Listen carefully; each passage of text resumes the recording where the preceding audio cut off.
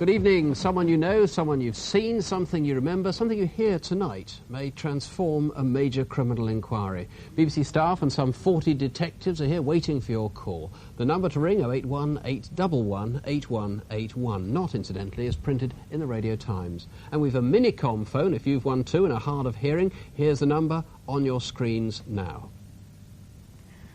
Our first reconstruction tonight is the murder of a little girl more than 16 years ago. It's a case that has shocked the nation twice. In October 1975, 11-year-old Lesley Molseed was murdered on her way to the local shop. And for some time afterwards, parents everywhere thought twice before letting young children go out alone. Then, last month, came the second shock. Stefan Kiszko, the man convicted of murder years ago, was cleared by the Court of Appeal. He'd spent 16 years in jail for a crime he couldn't possibly have committed. So now the investigation into the murder of Lesley Molseed has reopened. Key witnesses from 1975 have helped us to make this reconstruction. We hear the voice of Lesley's mother, April, but an actress takes her part. With your help tonight, perhaps it's not too late to see justice finally take its proper course. Our film begins in Rochdale in Lancashire on Sunday, October the 5th, 1975.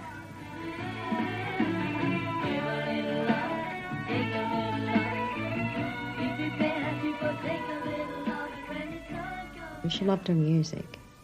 She liked Bay City Rollers. That was her passion. She used to run around with a tartan scarf tied round her arm, you know, and her Bay City Rollers stocking and whatnot. And her sister used to argue a lot because she was always pinching her sister Laura's Bay City Roller posters, and just a rough, tumble little girl she was. She was exceptionally small, that was all. She looked very delicate, very small. She had open heart surgery when she was about 3, which she came through with flying colours.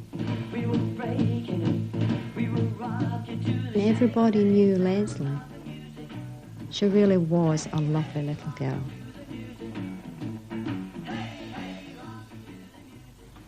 Lesley lived with her mother, stepfather and elder brother and sister on the Turf Hill estate in Rochdale. It's Sunday the 5th of October, 1975. And a very nice record that they've suggested is this one. Lesley? Yeah? Just pop in here a sec, please. Yeah? You just go to the shop for me. I only want a loaf of bread. I want an air freshener while you're there. OK, I won't be in a minute. Bye. The local spa shop was in Anstall Road, a 10-minute walk away.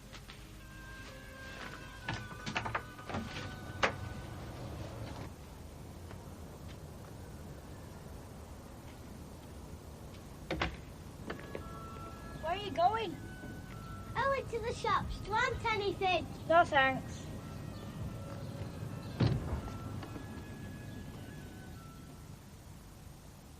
Bernadette Hegarty was 10 years old at the time and lived on the same estate. I'd known Lesley since we were small. We used to play together. She only lived a couple of doors away. As she was going to the shop that day, I was walking up behind her. We didn't walk up together because we'd fell out at the youth club on Friday over a maxi dress. So Lesley went off up the lane and I went round the other way.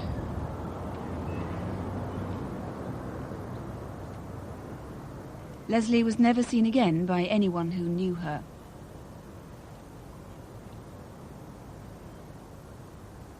The shopkeeper couldn't be sure that she ever reached the shop.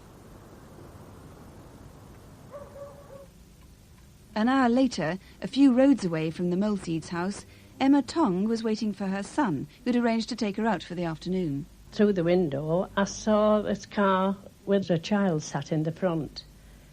A man in his 30s with thinning, fluffy brown hair got into the car. It was a dirty, like a beigey colour, with red round, as though it was ready for respraying. I saw that poster of the little girl when I was going in town. And I thought, sure that's that little girl I saw in that car outside of my house, you know. By 1:30, Lesley had been gone more than an hour. Laura went to look for her. About 20 minutes' drive from Rochdale is the A672, linking the M62 with Halifax. At about 3:30 that Sunday afternoon, Christopher Coverdale saw something that struck him as odd. As I came around this particular corner, I saw a man and a young girl on the skyline. He was quite a large chap, portly, receding hairline. On a cold, misty October afternoon, it was strange for anyone to want to go walking on the moors. At dusk, just over 2 hours later, Sandra Chapman and her husband were driving past the same spot. There was a white car in the lay-by and it had all this red primer on it, and I took particular notice because it was parked very tightly in the corner and there was no one around. 3 days later, Lesley's body was found just a few yards from the lay-by. She'd been stabbed repeatedly. Time, doesn't it? Well, perhaps tonight, Trevor Wilkinson, someone can help find who did kill Lesley and right that terrible miscarriage of justice. That's right, Sue. West Yorkshire Police last year, having uncovered the evidence that clearly showed that Stefan Kiszko was not the murderer of Lesley Molseed, we began re-evaluating the evidence that was gathered in 1975. That evidence revealed very striking similarities between the sightings of Emma Tong and Christopher Coverdale. That last sighting of Christopher Coverdale's was within yards of where Lesley's body was eventually recovered. What exactly are those similarities that were striking? In both sightings, the man was, in 1975, believed to be in his 30s. He was wearing a dark brown jacket, lighter coloured trousers, and a light coloured cardigan underneath the jacket. The child's clothing in both sightings was identical to that worn by Lesley. What must now be remembered is that that man would be in his late 40s or in his early 50s now.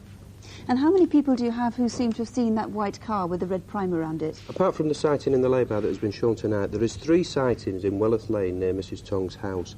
2 of those other sightings, the people are convinced that it was a Vauxhall Viva. One of the people who saw it believe, and he is from the motor trade, believes that it was a 1965 model, and that would mean that it could possibly be on a D plate at that time. Now, on that afternoon, there was another sighting in that lay-by, it's October the 5th, which could be very significant. As we passed this lay-by, we saw this ex-GPO van, horrible painted colour, and I just turned around to the door and said, "Oh, look at the colour of that ruddy thing." Just seeing the van parked there with the rug, you know, all around the windows, that I think made us think that probably somebody was courting. Now, how important do you think that could be to you? It's a very important sighting. Mr Jones says that that sighting and that colour of the vehicle is the best one he has seen since 1975. That vehicle, we know, had been in the lay-by or visited on several occasions between 2 p.m. and 6 p.m. on that afternoon. It may not be connected with the murder, but it might be somebody who actually was there for other reasons that they couldn't come forward in 1975 who might have seen something very relevant. There was 8,000 inquiries to try and trace that vehicle. It wasn't traced. We asked that person to come forward now who owned the vehicle, who might have seen something. We realised that all the sightings we're asking people to put together, the man, the vehicle and that vehicle, are 16 years old. But what has been impressed us is the clarity of the memory of people who have come forward since 1975. We actually believe that in 1975 there was a member of the public, and a viewer tonight probably, who had suspicions about a member of the family, a neighbour, a friend, a work associate. And now, since 1975, they may have re-offended. They may have come to notice of the police. They may even be in prison now or have served a prison sentence. We want them to come forward and tell us about that person. They may have been very anxious when the body of Lesley was on the moors that day, that time between the 5th and 8th of October 1975. That anxiety would have been relieved when Mr Kiszko was arrested and eventually convicted. When his appeal was become successful, that anxiety may have returned. We need that phone call.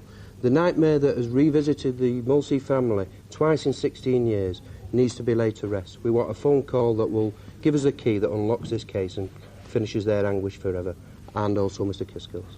And this is the number, if you can help, 081 811 8181, here to the studio, or you can contact Bradford Police Station direct.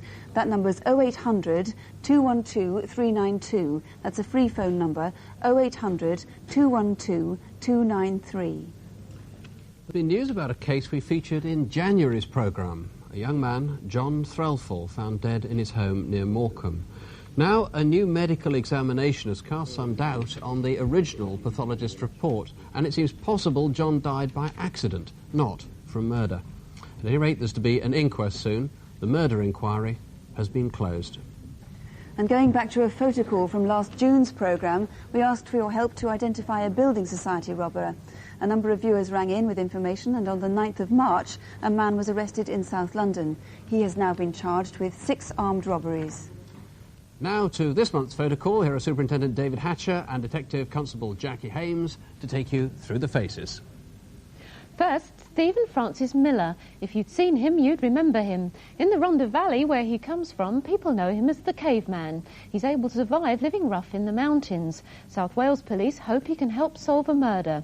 The victim, Adrian Hughes, was attacked at a friend's flat on Tuesday the 3rd of March and died 2 days later. Stephen Miller is 36 and 5'10". He may have a ponytail and be clean-shaven now. He's got bolts tattooed on each side of his neck and many others like Steve and Dad written on his left arm. If you know where he is, please don't approach him. He could be armed. Do you recognise this woman, Amanda Bernadette White? In the new year, a woman persuaded horse owners advertising in the West Country that she could sell their animals for a better price. 26 horses are now missing. On the 29th of January, Amanda White left Malmesbury in Wiltshire and hasn't been seen since. She's about 5 foot, slim with brown permed hair and has a West Country accent. She may be calling herself Amanda Scott. If you know where she is now, please call. Can you help police in Bristol to identify this man? Saying he had a gun, he threatened staff at the Abbey National Building Society in the town centre on Tuesday the 11th of February.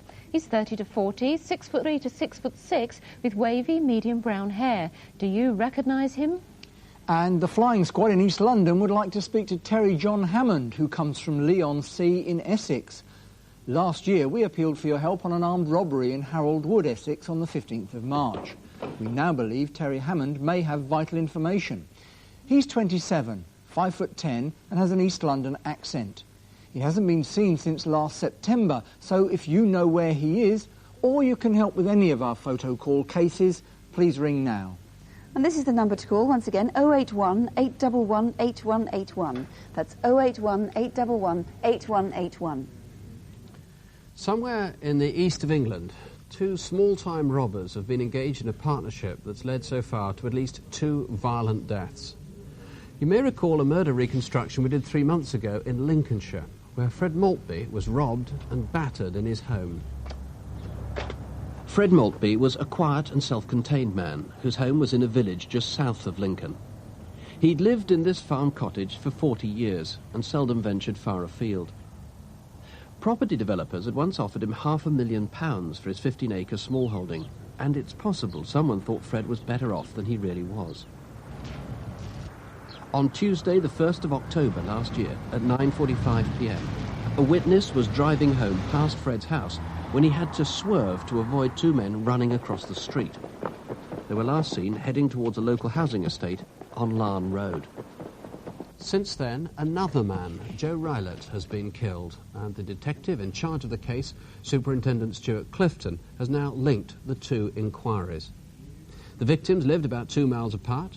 Both were retired, both were thought to keep cash on the premises, both were attacked on Tuesday evenings, and both were killed in the same way. Joe Rylett was divorced and lived alone in a flat above one of the 2 betting shops he'd started up in Lincoln. One of the shops was managed by his son Eddie, and Alan had now more or less retired. He was shy but charming, fond of poetry, of music and of golf. And though he could be tough in business, among his friends he had a reputation for generosity, sometimes making loans of several £1,000s. If your hands are apart, then you'll slice it for sure. Okay? Oh. Twice a week or so, Joe would walk just round the corner to St Botolph's Court, which is sheltered accommodation for old people. His mum has lived here for several years.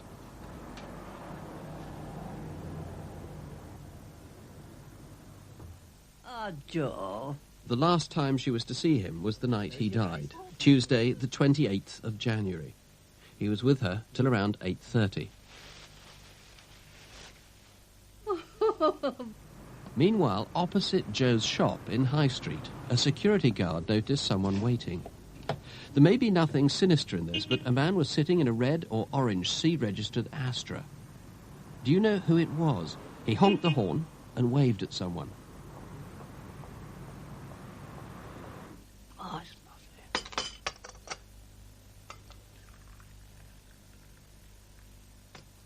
At about 8:25, another witness came across another car in Bargate. I noticed a brown Escort car, and I saw a man stood at the driver's side door with fair to mousy coloured hair, about 5'10", 5'11" tall, with green mountain boots or Wellingtons on.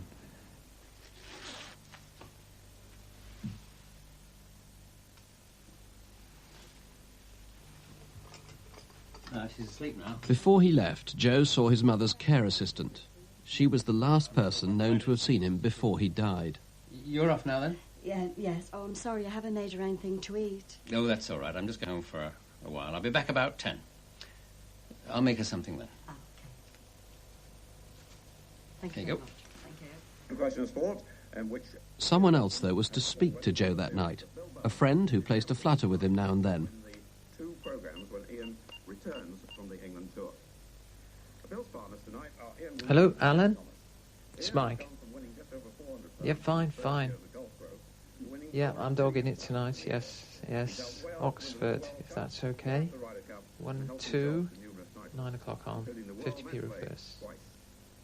Oh, I've got you a bad time, have I? Yeah, okay, bye. It wasn't a normal Alan-Mike telephone conversation, in the sense that he was a little more hurried. There was noises in the background, which I heard distinctly, i.e. banging, and also voices and a little bit of laughter. Then, at 10 to 9... I was walking down Bargate, past Rylett's bookmakers, and I saw a bloke crouched down in the side entrance. He was wearing a suede jacket, maybe leather. Did you see someone here as well? Upstairs, Joe had been preparing sandwiches. Clearly something, or someone, had interrupted him.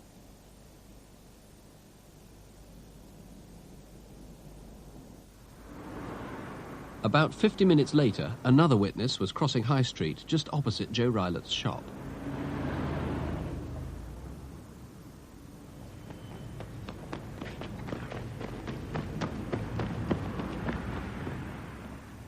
And this woman saw them a little further down the road. I passed these two youths that were running wildly. They ran up St Catherine's. They had to run into the road to avoid two old ladies, and a car beeped to them. I had to stop at the traffic lights. When they got towards the lights, they shot out into the road. Again, a car had to sound his horn and avoid them.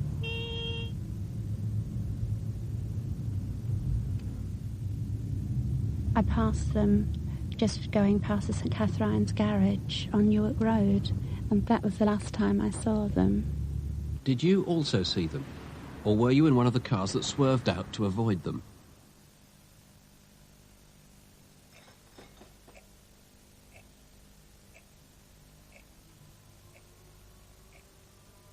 Joe Rylett's safe was open. £3,000 was missing. Next morning, when Joe's son, Eddie, arrived to open up the shop, he found his father lying dead with severe wounds to his head. Stuart Clifton, murder is rare. For a man to kill twice successively is very rare, but for two men to kill in successive episodes, it's almost unheard of. It's certainly unheard of in Lincolnshire. Two murders that are so similar in the space of 4 months causes me to worry a great deal. I'm worried that this may develop into yet another murder, may develop into a serial killing. Because of that, I'm using Crimewatch to appeal to the public of Lincoln. I believe that there are two people concerned in these murders, that perhaps only one has done the killing, and perhaps the second one has felt the need to tell somebody about it. Tonight I appeal to that person to come forward and contact me through Crimewatch so that we can prevent another tragedy occurring. You think it's as serious as that? I do believe that there is the potential for another murder. I'm quite hopeful that someone in Lincoln will take the time and trouble tonight to ring us in the studio so that we can prevent yet another serious incident occurring. Now, they make quite an odd couple, these two, don't they? Yes, they do.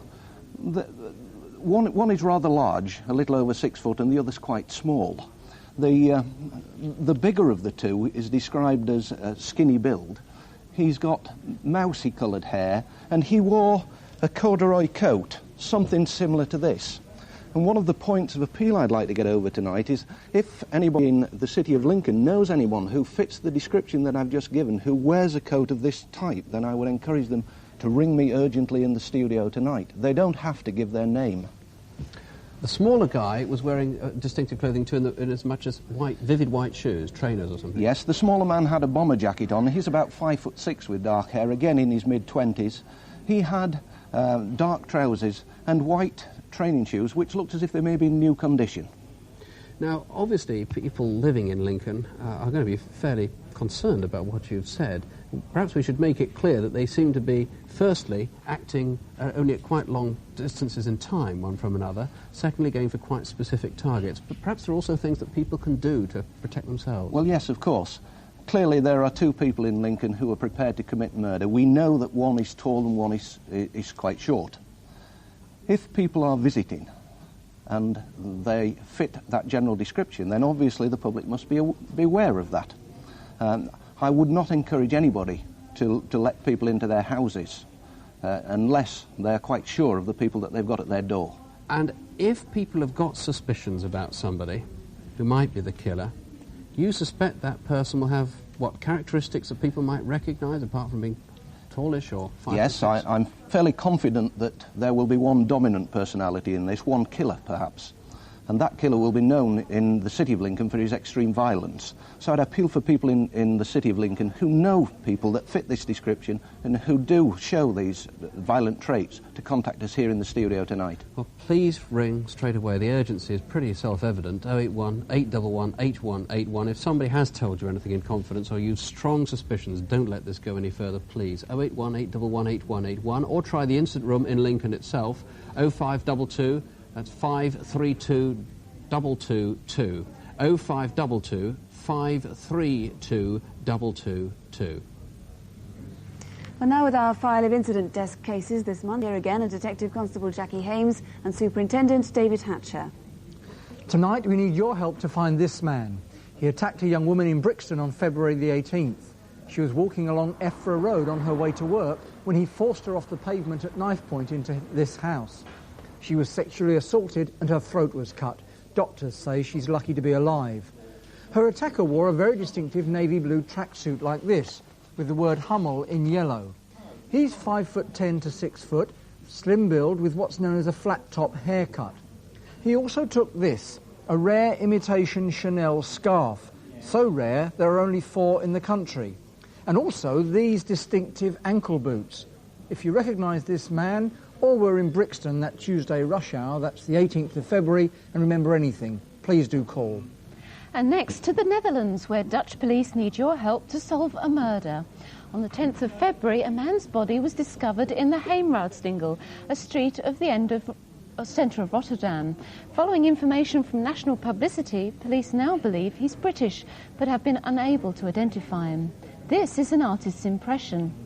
He's thought to be between 20 and 30, 5'11" with a medium build. He had 5 false front teeth and a scar on his left eyebrow.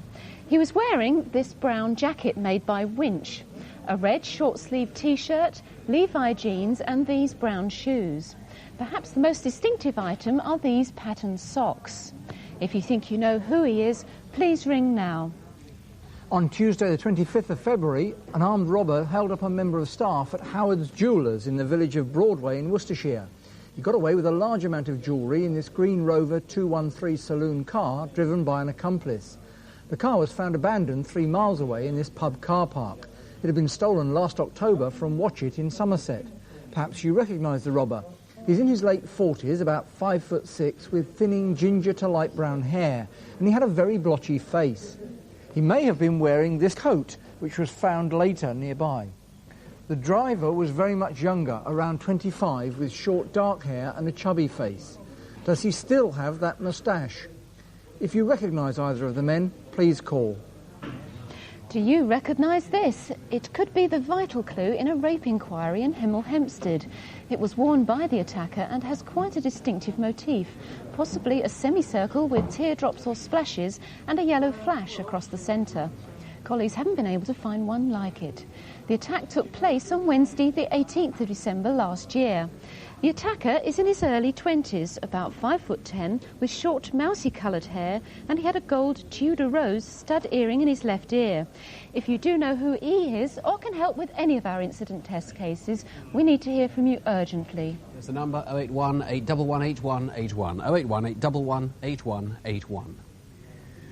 Well, a brief progress report on some of the calls we've been taking so far. On the Lesley Molseed murder investigation, there's been a witness who saw the white car in the lay-by in 1975, has rung in again to give his name in case police need him.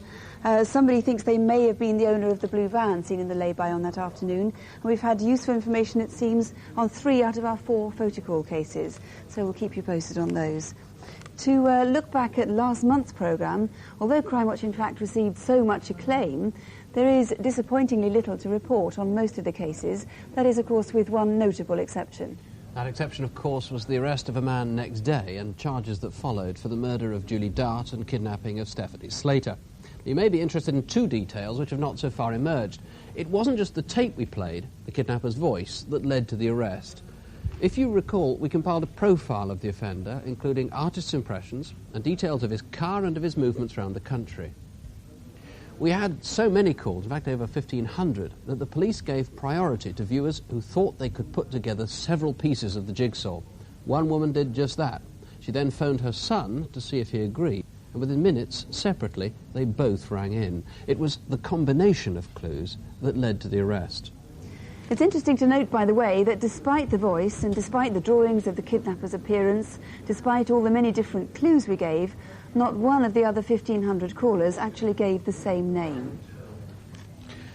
Now, back for the first time since before Christmas, a chance to see if something looks familiar in our treasure trove of pictures, rugs, fine porcelain and toys. Here with our Aladdin's Cave of Property in search of rightful owners is Eric Knowles. Thank you, Nick. And well worth the wait. For starters, feast your eyes on this wonderful Jacobean carved oak overmantel. Decorated with episodes from the Bible. There's Cain and Abel, and there's Adam and Eve, and you can see that fig leaves were that little bit bigger in those days. Another popular subject, Europa and the Bull. It features on this Vienna porcelain vase of around about 1890. Good quality gilding, and it's one of a pair. But as for the next object, well, it's got me flummoxed. I'm not sure what it is. He's got the body of a shell. He's obviously a landlord, and if he is, mine's a pint. But whether he's English or whether he's Turkish, I just don't know. But one thing I do know, that no self-respecting Victorian lady would be without a work basket or, better still, a work table. And here's a modest example. It's in walnut with a burr walnut top. Nice little feature is this fretwork panel. Now, when it comes to paintings, I like paintings with a bit of atmosphere to them. And here's an oil by a man called Rose. It shows the Thames at Wargrave just after a thunderstorm. I like the way the light just falls on the sail of that Thames barge. But plenty of shipping in this Dutch Old Master by Stork. Something of a sedate scene until you realise that there's a prize vessel in the background giving a 5-gun salute. Now, here's another prize vessel, if I may. It's a tiny little loving cup, and it's engraved Crew Prize, Second Boat, Amateur Race, BYC, August the 23rd, 1919. But there's one picture here I would like to take home with me, and the name is Alice Buckingham. And here she is in a pensive mood by the artist Woodhouse Stubbs, and it's dedicated to her. Good name for an artist, Woodhouse Stubbs. And if you're a composer, you can't go on with a name like Wolfgang Amadeus Mozart. And here he is, a good quality French casting, late 19th century. And here's another name for you, D.W. Morris of Cornhill, London, an early 19th century Georgian bracket clock. A case of time standing still. And I wish time would stand still in my garden, but it's getting to the time where we've got to start cutting the lawn. I would hope it would look something like this. Now, it's signed Sylvester Stannard, but I doubt it. I mean, I've got the flowers, I just need the house. Now, when it comes to fruit painting, the Royal Worcester artists, they're in a league of their own. And here's Mr. Platt with 2 vases, and Mr. Kenyon down there. Lockyer, I beg your pardon, Mr. Lockyer. Look at those peaches. You could just reach in and eat one. And finally, here's another little peach. It's a German biscuit-headed doll of about 1900, and here she is in all her finery. She's all dressed up and nowhere to go, unless you can offer the right invitation. If you can, 081 811 8181. Or you can phone the Thames Valley Police direct on 0865 266 000. That's 0865 266 000. By the way, there are a number of different ways you can help the police identify stolen property, of course, and it's certainly a good idea to write your postcode, if you can, and your house number on all your valuables using a diamond tip stylus pen, a bit like this. With ornaments or delicate property, you can use an ultraviolet pen of this sort, but if you do, be careful because the ink can fade over time. Now, surprisingly, pens like these aren't normally available in the high street, only through mail order. Details are available if you want to try and get some on CFAX on page 628, or of course you can contact your local crime prevention officer. You should also, please, this is very sensible, video or photograph your valuables so that at least you've got a record of them if they're stolen. Well, now to our last appeal for your help tonight, which is a robbery at Preston's jewellery store in Guildford in Surrey. What makes this crime particularly serious is the vicious treatment of the store's manager. Our reconstruction begins 4 days before the robbery on Tuesday the 3rd of December at Watco's Paint Depot in Hackney in North London. Having just loaded up a consignment of paint, these 2 delivery men decided to have a cup of tea before moving out. When they saw someone driving their van, they weren't at first surprised. Workers often need to move vans around the depot. It was only several minutes later that they realised it had been stolen.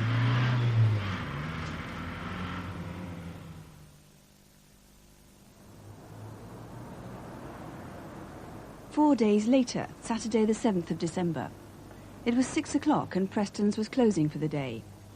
That night, the staff had planned to get together for pre-Christmas drinks and a meal. I'll just go and change first. Oh, all right. We'll see you later at the pub. Yeah, OK. Bye.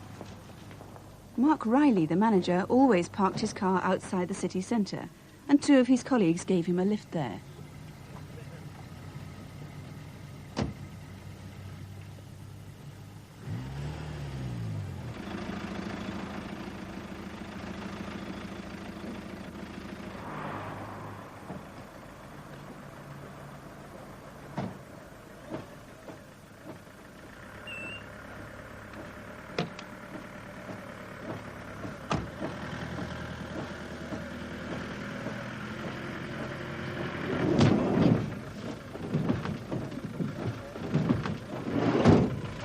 On the floor, okay.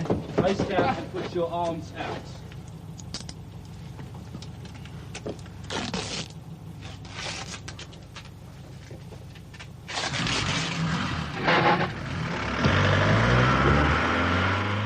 Didn't see a great deal of them at all because I was blindfolded almost immediately. I gained the impression that there were 3 people. 2 of them were calm, in control. They seemed like they were accomplished or well rehearsed. The third, however, was more agitated. He was uneasy. He wanted everything to hurry up to be more quickly. Right!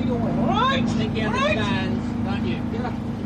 You just do your bit. You'll be over your business for Christmas. They basically wanted information on how to gain access to the shop, to turn off the alarm system and to open the safe. I did proceed to give them the combination to the safe. They seemed to feel that it was perhaps more complicated than they'd at first thought.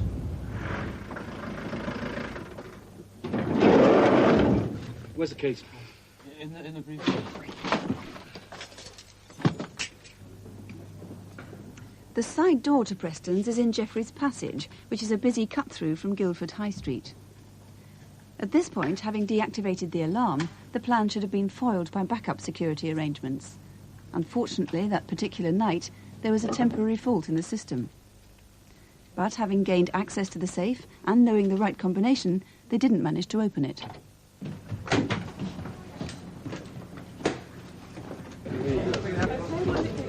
Scotch and coke, please. I'll have a pint of lager, please. Hi, how are you? Move along, move along. Okay. Get on. Is Mark not here yet? No, it should be here in a minute.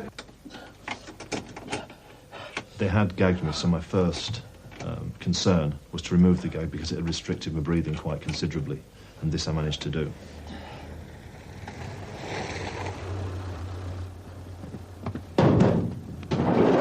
You've been a naughty boy, haven't you, telling us porkies, eh, huh? I have. What do we do now, number one? Carry on with plan one, as we said. This is what's going to happen. We're going to take you back to the shop and you're going to open the safe for us. Another pint, please. Jane? No, Mark should be here by now. I think I should go and look for him. With Mark being the manager of like a prestigious jewellers, it's always a possibility in the back of your mind that something like a kidnap or something of that sort could actually happen. So by the time when he decided to go and he had still hadn't turned up, then I was really quite anxious, so it was very important to actually go back and check the shop first. It's now about 7:15. All right, now.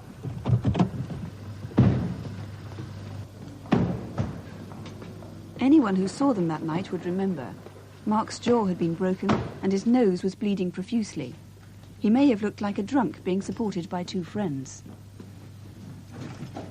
They lifted the blindfold, but made sure I kept my head straight facing the safe and shone a torch on the dial of the safe. So all I could see was the dial on the safe. And they instructed me to open the safe. This I did manage to do, although it was difficult because I was still handcuffed, and particularly the right hand was very, very tight, and my right hand was completely numb. Take him downstairs.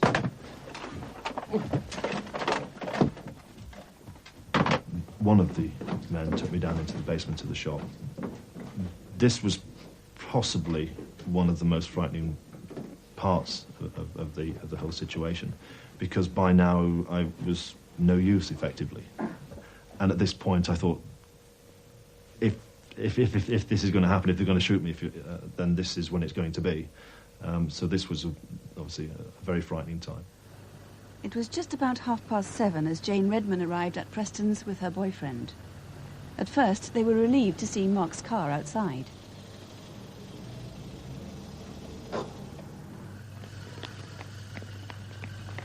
We got to the shop, looked in the window, and at first we thought it was Mark in the safe. There's just a guy there with a trench coat on. But a split second later, I realised that it wasn't. I turned, and anything I could think of was to make it more difficult for the robbers to get away by taking their car. Right, come on, let's go!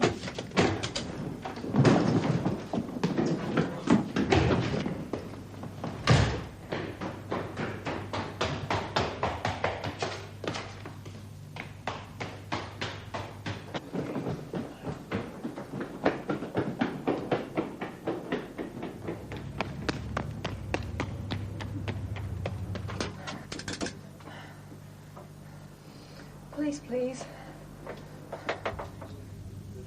Well, that really was a terrible ordeal for the manager, who seems to be coping well now, 3 months on. But Mick Bobchek, the first clue to this crime might lie in the paint that the van contained at the time it was stolen from Watco's in Hackney in North London. It's very distinctive paint, and if somebody's got it, they'll recognise it. Yes, that's correct. The van had been just loaded with 47 tins of this type of paint. If anyone has come by any of these tins, bar from the Watco depot, then we'd like to hear from them. And there's a kind of double compartment in one of those tins, which, as I say, if you've got, you'll recognise. It must have been quite busy in that high street. It's a Saturday evening. Loads of people surely must have seen what happened, you'd think. Yes, it was around 7:15 on a Saturday night, so we'd like to hear from anyone who may have witnessed this event. We do have a sighting of a man who was standing outside the Olympus Sports Shop, which is situated opposite Preston's Jewellers. This would have been around about 7 o'clock. He is described about 6 foot tall, and he was wearing a Timberland style type of shoe. We do need to eliminate this man from our inquiry, so we'd like him to come forward. He might have seen something vital, of course. Are there any other people in particular that you want to speak to? Yes, in fact there were 3 young women who were sitting on a bench which is opposite Preston's itself. They must have seen something, so I'd like them to come forward, as they may have something that could help us. And presumably other witnesses must have seen the men running away after they'd left Jeffrey's Passage. Where did they go after that? Yes, they would have merged onto North Street, right opposite Groom's Public House, which would have been quite busy at that time of night, around 7:30. So we'd be interested in anybody who saw 3 men racing out of the passageway. Right, if you're in any doubt, just to remind you of the date, it's Saturday the 7th of December. And of course there's somebody who's you've had a couple of phone conversations with who you'd like to contact you again. Yes, we've had an anonymous caller who's rang twice with information in relation to the stolen van, and I would very much like to hear from him again. And finally, somebody might recognise some of the stolen jewellery. Some of it was pretty unusual. Yes, some of the items are quite rare. This is an emerald and diamond ring. These emerald earrings are quite old. This is a diamond and sapphire crucifix. Also stolen was a Shakudo Japanese locket, again quite rare. Just a few examples there. If you can help, then please get in touch. The number here to the studio is 081 811 8181, or you can ring Guildford Police Station direct, and that number is 0483 31111. That's 0483, the code for Guildford, 31111. Just going back to incident desk, it's quite possible that the body discovered in Rotterdam has now been identified, but the 3 most important developments so far this evening on the Brixton sex attack, a really ghastly attack, a name has been suggested, and there are details about that individual which apparently fit other known details on that case. On the Joe Rylat murder, a police officer has rung with the name of a suspect, and that's been taken, for obvious reasons, very seriously indeed. On the Lesley Molseed murder, a call which has really made the investigating officers very excited indeed. I, for obvious reasons, can't give you any details now. Suffice it to say that inquiries are being made with the caller at the moment, and we may have more to tell you by the time we come back for Crimewatch Update. And that is almost it, and to come back for that update, very late, I'm afraid to say, 1:15 midnight, immediately after question time. Our lines do stay open until 12:30, so if you can help, please do call. If you can't stay up till then, who can blame you? But do bear in mind that Crimewatch brings together the worst of human nature, of course, but also, in the desire to help, in the calls that are coming in right now, the best of human nature too. So please don't, on our account of nightmares, do sleep well. Good night. Good night.